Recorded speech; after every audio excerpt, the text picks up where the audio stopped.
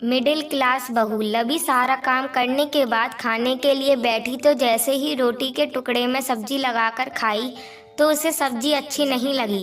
वैसे भी कद्दू की सब्जी उसे पसंद नहीं थी। मायके में होती तो किसी और चीज़ से रोटी खा लेती, पर यह तो ससुराल था जहाँ पर अचार, देसी घी, दूध और दही सब सासू माँ के कब्जे में था और यह सब उसके लिए तो बिल्कुल भी नहीं था। और तब भी उसे सुनाया जाता था कि उसे तो यह सब मिल रहा है। आस पड़ोस की बहुओं को तो पेट भर भोजन भी नहीं मिलता है। वह संस्कार बस कुछ बोल नहीं पाती थी। तभी याद आया कि कल ही तो मुनीम चाचा अपने बाग से कच्चे आम तोड़कर दे गए थे और यहाँ ससुराल में मिक्सी तो थी नहीं और उसे कच्चे आम की चटनी बहुत पसंद थी, तो उसने धीरे धीरे बड़ी ही मुश्किल से चटनी सिलबट्टे पर पीसी थी। बाद में उसके हाथों में मिर्च पीसने के कारण खूब जलन भी हुई थी। जैसे ही चटनी पीसी थी सबने स्वाद ले लेकर खाई थी। तभी याद करते हुए दीवार में बने आरे की तरफ बढ़ चली और आरे से चटनी की कटोरी निकालकर ले आई और खाना खाने लगी। तभी सासू माँ आई और उसकी थाली की तरफ देखने लगी कि वह क्या क्या खा रही है। खाना खाकर वह बर्तन धोकर थोड़ा आराम करने चली गई। तभी कॉलेज से लौट देवर जी ने खाना मांगा तो सासू माँ की आवाज़ आई कि तेरी भाभी बहुत चटोरी है, सब चटनी खा गई। यह सब सुनते ही उसे बहुत दुख हुआ कि क्या ससुराल में बहू को अपने मन से कुछ भी खाने का अधिकार नहीं रहता। आखिर क्यों ऐसा व्यवहार बहू के साथ किया जाता है। उसके आंसू निकलकर उसके हाथों पर गिरने लगे। अपने आंचल से उसने आंसू पोंछ लिए, क्योंकि यहाँ पर तो कोई अपना था ही नहीं और जो अपना था वह तो शहर में पैसा कमाने के लिए नौकरी कर रहा था। कुछ देर बाद लवी की बेटी आई और बुआ से बोली, बुआ जी मुझे एक रोटी में घी लगाकर दे दो ना, मम्मी तो कुछ काम कर रही हैं। ननद ने रोटी में ऐसे ही नमक लगाकर पकड़ा दिया तो बेटी लबी के पास आई और बोली, मम्मी देखो ना, बुआ जी ने रोटी में घी नहीं लगाया, मुझे यह सूखी रोटी खाने में बिल्कुल भी अच्छी नहीं लग रही है। दीदी जरा सा ही तो घी लगता, लबी ननद से बोली। घर में घी नहीं है, खत्म हो गया है। यह कहते हुए ननद रानी बाहर चली गई।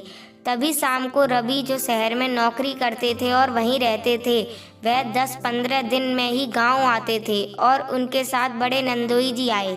लवी ने खाना बनाया और जैसे ही रोटी सेकना शुरू किया कि ननद एक कटोरी में घी लेकर आ गई और रोटी में लगाने लगी। यह देखकर लवी की आंखों में आंसू आ गए। रात में उसने रवि को अपना फैसला सुनाते हुए कहा कि अब मैं यहाँ बिल्कुल भी नहीं रहूँगी और फिर सारी बातें बताई। दूसरे दिन नंदोई जी के जाने के बाद लवी को अपने कपड़े अटैची में रखते हुए देखकर सासू माँ बोली, तुम कहाँ जा रही हो। तो लवी ने अपना फैसला सुनाते हुए कहा कि मैं अब यह भेदभाव और सहन नहीं कर सकती हूँ। जहाँ पर हम काम का अधिकार बहू को मिलता है पर खाने का अधिकार नहीं, यहाँ तक कि बहू बासी चटनी भी नहीं खा सकती। माँ जी मैं खूब समझती हूँ आपकी चालाकियाँ। जब तक मैं घर के काम करती हूँ तब तक तो आप देखने भी नहीं आती और जैसे ही खाना खाने बैठती हूँ तो आप हर चीज़ को अपने कब्जे में रखने के बाद भी मेरी थाली में क्या है यह देखने ज़रूर आती हैं।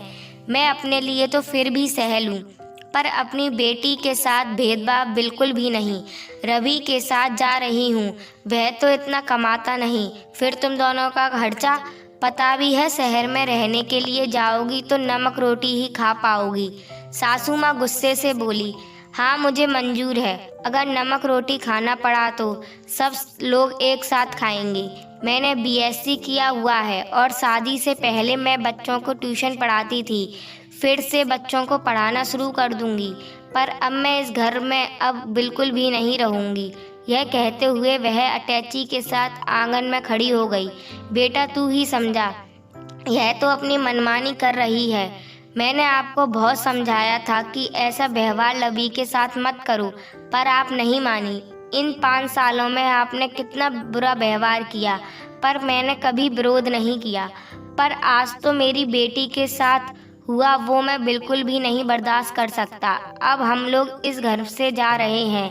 अब आपको खाने में भेदभाव और बहू की थाली में नज़र नहीं रखनी पड़ेगी, क्योंकि अब यह यहाँ नहीं रहेगी। यह कहते हुए रवि अपनी पत्नी और बेटी को लेकर शहर की ओर चल पड़ा। दोस्तों, ऐसा बहुत से घरों में देखा गया है कि संपन्न परिवार होते हुए भी बहू को हर चीज के लिए तरसाया जाता है, भेदभाव किया जाता है। उसके कामों की गिनती नहीं होती, पर उसकी थाली पर नज़र जरूर रखी जाती है। दोस्तों, आपको यह कहानी पसंद आई हो तो कहानी को लाइक करें और ज़्यादा से ज़्यादा शेयर करें और चैनल को सब्सक्राइब करना ना भूलें।